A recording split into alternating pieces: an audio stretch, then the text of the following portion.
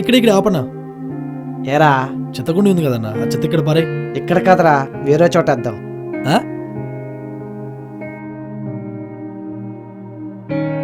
ఒక నిమిషం లైన్లో ఉండే.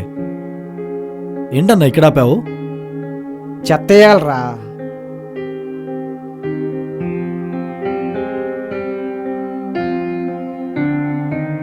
అక్కడ క్లారిటీగా రాశారు కదన్నా, చెత్త వేస్తే 1000 రూపాయలు జరిమానా అని.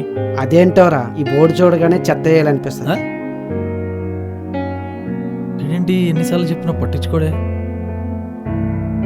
ఒరే బాడ్కావు, ఎన్నిసార్లు చెప్పాలిరా నీకు అక్కడ చెత్త వేయొద్దని? ఎన్నిసార్లు చెప్పాలిరా చెత్త నా కొడక ఇక్కడ చెత్త వేయొద్దని?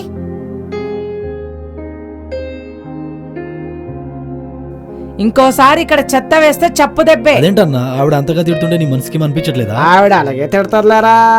అది కాదన్నా, అక్కడ చెత్త వేస్తే 1000 రూపాయలు జరిమానా అని క్లారిటీగా రాశారు. ఒరే బాబు, చెత్త వేయకూడదని ఇలాంటి బోర్డులు ఎన్నో రాసుంటాయి.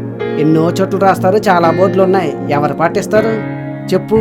వాళ్ళు రాస్తూనే ఉంటారు, మనం వేస్తూనే ఉంటాం. ఎవరి పని వాళ్ళదేలారా, మనకెందుకు? ఇప్పటికే ఆఫీస్ టైం అయింది, పదా చెత్తలాగా.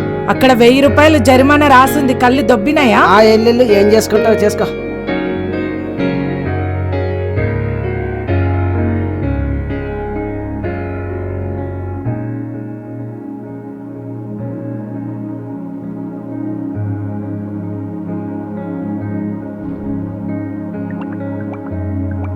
ఏరా కళ్ళు కనపడతలేవా? చెత్త వేయొద్దని బోర్డు రాస్తే